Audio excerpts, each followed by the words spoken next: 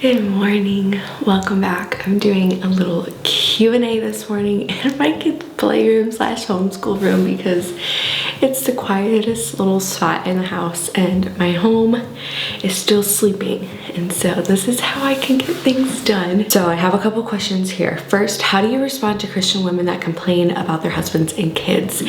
And this is something that I have been rebuked in myself. And so I have taken how someone has done it to me to now how I will do it to someone else.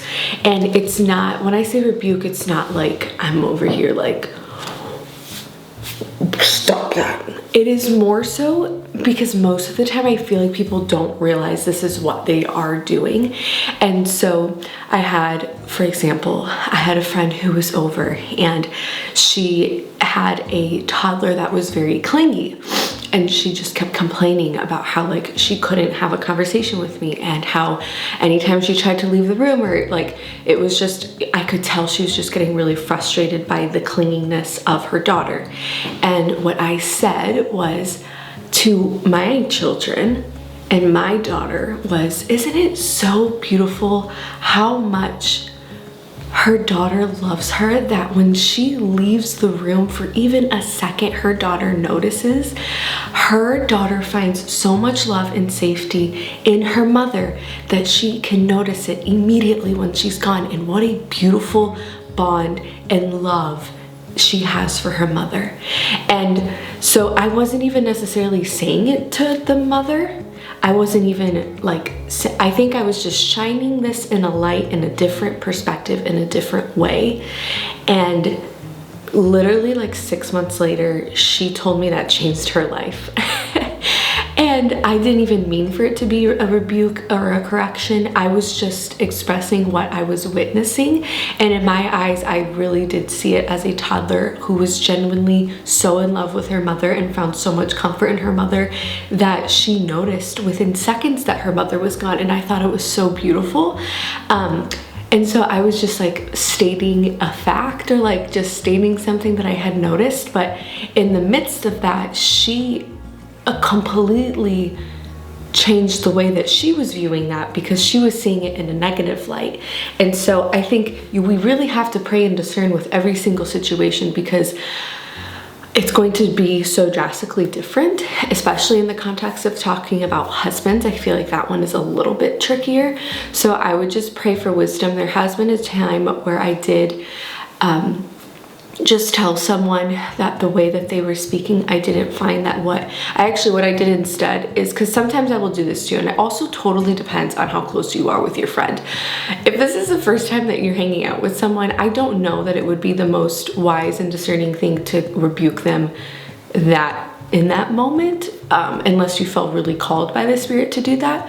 But this is something that I did with someone that I'm very close with, but she was starting to, and I was like, I can tell that this conversation will not be respectful or honoring to your husband.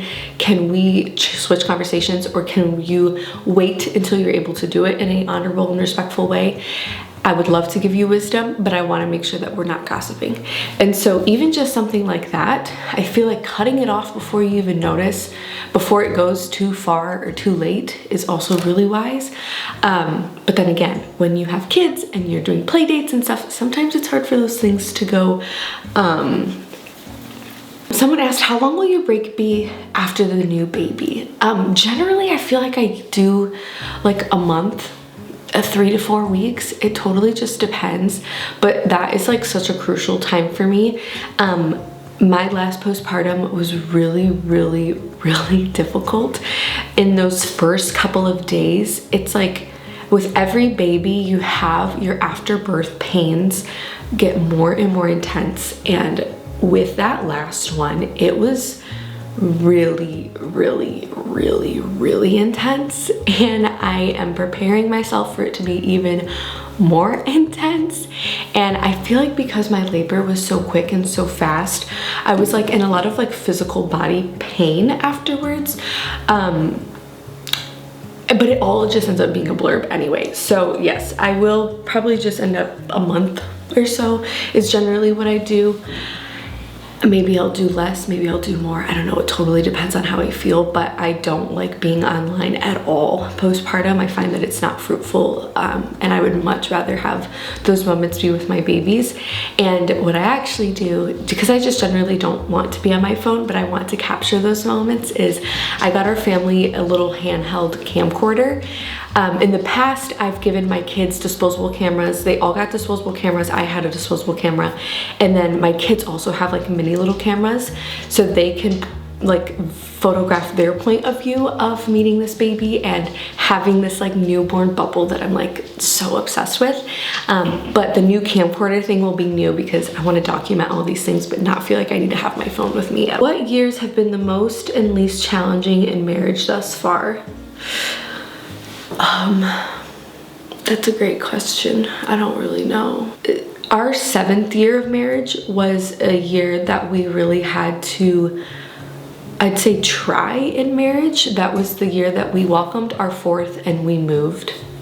And that felt like a lot of new things at the same time. And I was really freshly postpartum. And my husband's was also working a ton, and there was so many like different elements that were affecting our life that I would say that year, and it's not because of the marriage, it's because of everything else that's happening in life. And I feel like that's probably generally why most people have stuff that happens in their marriage. It's because of external stuff that's going on. I'd say the least challenging has been every year outside of that year. I don't know. I don't really like sit here and wander and ponder. I feel like one of the things that actually is the least fruitful thing you could do in your marriage is like sit and think about the negatives or sit and dwell in the bad things, because it's really not behooving anyone to do that. And I was just reading a Proverbs, it like completely shook me to my core. But it was saying it is a man's glory to overlook an offense or I'm trying to think of what it was. I should have brought my Bible over here, but it like shook me because I was like, oh my gosh, this is biblical to like not continue to do this. That's really hard. Routines around hosting play dates. Do you still keep naps and routines the same? This is a great question. It totally depends. It totally depends on when the mother and their children can come and what our day is looking like. Generally, I do play dates before nap time or after nap time, especially because nap time is when I work. And so I can't really not do that section or that block of our day. So generally this doesn't end up being a thing, and I will like let moms know, and generally those moms also have nap times they need to go to. So most naps or like most play dates are done before noon and like in the early block or later. Or if it's like a whole outing thing, then yes, we skip naps, but those don't happen nearly as frequently. And if they are, we're not hosting them. We're like out at the zoo or like out at the lake, and so it makes sense to skip.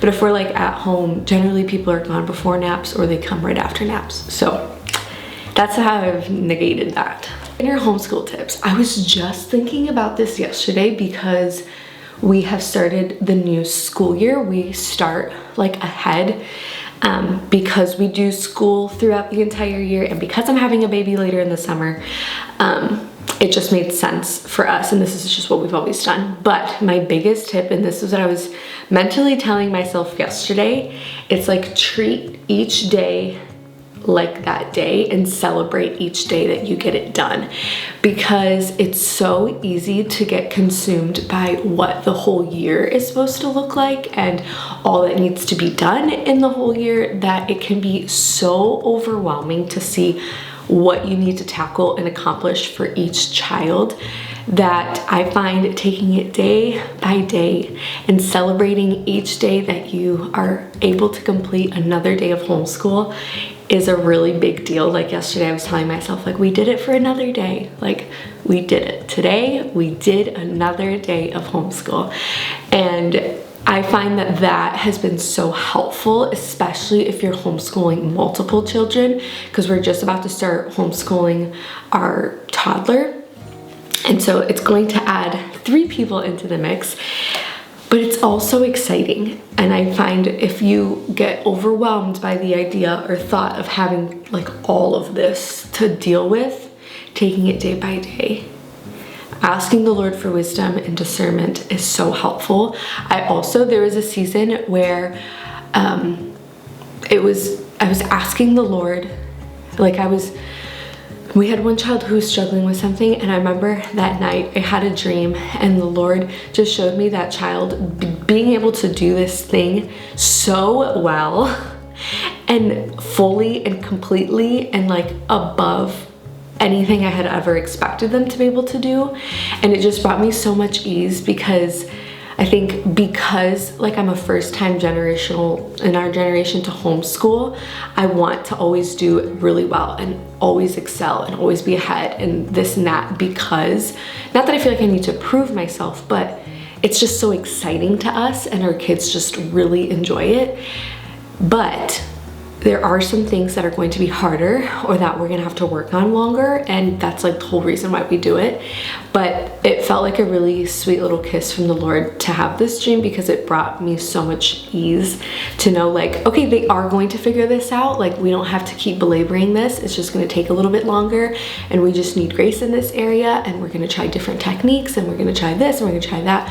So that was really sweet. So I think just thinking of it like that too, of the whole, know your reasons for homeschooling, because that will make it a lot easier when you go to make decisions and figure things out. What are some boundaries you have in place for your phone usage? This is a great question. So I do blocks. So first thing in the morning, like right now, I am setting up myself for the day. So depending on what I have for work, I need to get things over to my assistant in order for her to be able to help me best. And so mornings, I'd say for probably like the first, like in the midst of me doing like chicken chores and my workout and my Bible time and sometimes filming, that is when I spend like at least like 30 minutes just kind of chunking things out and getting things over so she could best help me that day. And then my phone is gone and put away until 1. And then I get my phone out, usually like yesterday I didn't get my phone back out until like 3 because of the way that naps were going and we had company over, and it just depends. But I try to block my phone usage because my phone usage is highly attached to my work schedule too. So I like to do it in blocks, and most people that would need to contact me know that. I do put my phone on rings, so like if I need to make a call or something, people can access me. Like yesterday, I needed to have my phone on me in the morning because I had a midwife appointment. So I did keep it closer, and I'm glad I did because she ended up pushing it back. So I have a spot that I keep it in the kitchen. And so it's like there, so I could possibly hear it, but if I'm outside, I probably won't. But generally people just know I'm not very accessible. I feel like my family generally gets irritated because I cannot be accessible at all times. And my thing with that is no one should be accessible at all times. Like, it's such a weird new thing that I don't find that is helpful. And then depending on how the day is going, sometimes in the evening before I start like dinner and things, I will have some work stuff to do. It just depends. But I have found that like doing blocks like this is so helpful. Or else it's so easy to like just pick it up out of habit, or so I just don't like that. I try to spend very minimal time on my phone, and when I'm on it, I feel like I'm very disciplined to like do exactly what I need to do on it and then wait. And then once my kids go to bed, and this has been something that changed because when I was pregnant and I was in my first trimester, I put my phone away really early, like really, really early. And because of like the time and the way that the sun was setting and stuff, I just tried not to have any blue light on my face at all. But now once my kids do go to bed, I use like a little sliver of that time to get back to my friends and like text people back. So generally if I'm texting someone back, it's like in the evening. And so yeah, I kind of just bounce around. I feel like figuring that out is a really good idea for mothers. Do you have a certain amount of kids you're planning for, or are you letting God work? I love this question, and my husband and I were just having a conversation about this.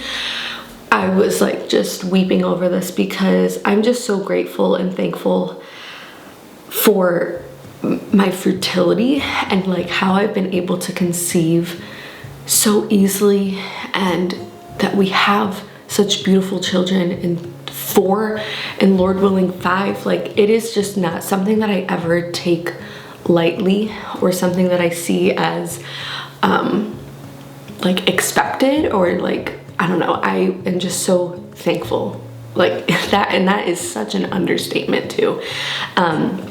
We don't necessarily have a certain amount. We have a pretty strong conviction in this area, but I choose to not publicly share that conviction, because every family dynamic is so different and every situation is so different, and the Bible is not as specific and clear cut in this area. So I do think there is room for wisdom and discernment for each family. And so I generally just don't share that with the public. And so I don't really have this answer, but I am just so thankful for the children that we have. And if the Lord blesses us with more, we would be so delighted in that. How have you approached discipline? Praying on how to approach this. This is a really great question, and this is one of the things that I'm currently working on. My newest projects that I am just so over the moon and excited about. It's not all going to be about discipline, but this will be one of the sections on it, because I get this question so frequently, and this question and many other questions that will be related to this topic and what I am working on, but I'm saving it for that, because this is not just like an answer that you can answer in a Q&A. It is such a multifaceted and requires so much diligence and prayer, like she's mentioning. So I will be sharing that really soon. Number 1 tip in getting everything done. I only have 1 child and admire you. I don't get everything done. There's different seasons where there are different priorities and different things that are on my list of like non-negotiables / what I need to do that day. And I find that as a mother, having those written down is super important. I'll link a video I did a couple weeks ago talking about ways I was making homemaking harder than it needed to be, and that I feel like that video really helps kind of accumulate everything together. But there's certainly, I am not doing everything, and I think most moms really need to get off social media, because it makes it seem like that, but that's just not the reality of what is happening. But I do think there are certain ways that just come with doing it for so long, that come with having so many children. It's just, you gain wisdom and insight, and I feel like it just becomes your reality. And that is like the hugest thing, is that with the more kids we've had, this has been our reality for so long that we don't remember life before kids or life without multiple kids. And so when we go on a road trip to celebrate our 8-year anniversary, and within 15 minutes of us being on the road, our baby has a blowout and there's poop literally everywhere, we are not surprised. We're not like, oh, our road trip is ruined. We are supposed to be there. We're gonna be late now, and like this and that. Like, we don't go there. And so that alone, I think, helps so much of like knowing the reality of your season. Like, when this baby comes, my reality, I know, will be that I will not be on top of laundry like I usually am. And I know that I'm not going to be sleeping as much as I usually am. Like, I can expect to have much slower days. I think we really need to discern the season that we're in and the realities that come with that season, because when we put something into a box that like, it's a literal triangle, and we're trying to put a box in there and we're like so frustrated, it's like, that is not even the correct shape that's supposed to be in there. So once we reshape and remold, then we can fit in there, and then you'll be so much happier and have so much more space and not feel crammed and tight and feel like it doesn't fit because it wasn't fitting, it wasn't working. I found that alone has made things just so different. So I would suggest this mother write down her non-negotiables and watch that video that I did last week, because I feel like there's a lot of other little things in there too that is helpful to kind of reshift and feel like, okay, why do you feel like you're not doing everything, or what do you think that everything needs to be that is not? Like, how old is your child? That makes a big difference. Like, there's just so many little factors that play into this idea of like getting things done, because it's so different when you have so many littles under the age of 6 versus having so many, but they're like, the oldest is like 15 or 16 and they're more spread out, or like every family dynamic and situation is just so different. So pray for wisdom in your season and pray for the Lord to help guide your days, because this is such a big one. Okay, last one is, when do you have time for sex when you have kids? Need some tips. I think if you see sex as a non-negotiable, that changes things. If you view it like you need to eat and you need to drink, that totally changes things. The minute you start seeing it as something that's like an option, or that's something that like, if all the circumstances and if all of these things are perfectly aligned, then we will do it, especially after you have kids, you're never going to do it. And we view sex as one of the most beautiful things in our covenant marriage before the Lord, as something that is a gift, as something that He has given us as a blessing, as something that is so beautiful and so intimate and so intentional. And so because that's how we view this thing, this gift, that is what overflows out. But if you view it as like this chore, as this like thing you have to do, as something that you just don't want to do, that really changes it. So I would say, if you and your husband both have this view of what intimacy and sex is, then you preserve it and you keep it and you admire it, and then you work for it and work to have time for it. Because it's easy to say, like, now that we have kids, like, we just don't have time, I'm too tired, I do this and that. And yes, there are certain seasons where like you physically, like when you're postpartum, you cannot, like you can't. And so you have to discern the season that you're in, but then also know that things are going to change. It's not going to be how things always were. You're not going to have everything perfectly aligned, and we really have to be willing to cater and change to the season that we're in. So something that may have worked last season now suddenly doesn't, but just knowing that it's not, seeing it as like a non-negotiable, like this is just something that we do together and we make time to do it, will be so helpful. And I would set yourself up too, if you're like trying to get back into the swing of things, to set it up in a way where it's like you don't let more than 48 hours go past without being intimate. And then that way you are setting, because if you are only being intimate once a week, that is not enough. Like, that is not enough. And I know people are gonna argue and say like, well, that works for our marriage, and it's like, no, if you look at a 30-day week and you are only doing that 4 times in those 30 days, you are failing very, very poorly. Look how low of a number that is. And I know, I highly doubt there's any husband that is okay with a score that low in this area. And so again, the way that you're viewing it, the way that you're seeing this gift and the sacredness will highly determine the frequencies and how you make time for it. And so just know that it's probably going to not be as conducive. It's probably going to be really early in the morning or really late at night or in the middle of the day during a lunch break or at random times. And you're going to have to say no to some other things to say yes to this thing. But again, if the way that you view this beautiful little package and gift that the Lord has given you will highly influence the way that you view going about acting on this thing too. So I would be praying for a softened heart in this area of how you view this, because it's just such a beautiful thing. And I wish more people saw like how much of a gift it is and how unifying and how much the Lord delights when we delight in this area, and how much the enemy wants us to not, and how much the enemy wants us to be like, no, this needs to be like this and like this. And that just harbors so much insecurity and resentment. And love truly covers like a multitude of sins. And like when you are physically loving on each other, it is so unifying in both the flesh and in the spiritual, and like in so many different ways.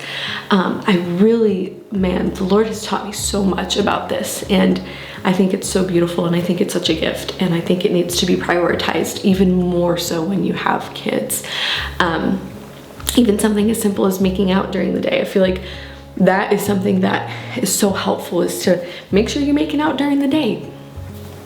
Make sure you're giving each other hugs. Like, make sure you're being physical with each other. Not to say that you're gonna like sweep all your arguments under the rug, because I feel like that's such a silly accusation or argument to make. It's like, no, we're just being intentional, being physical with each other. And we find that like fighting over laundry is not even something worth fighting over. It's not that we're not talking about our problem. It's just that our problems simply just go away because we realize how silly and how much of a problem it really wasn't even to begin with. So this is a long Q&A. I apologize for that. I hope this video blesses you, and I will see you in my next video. Bye.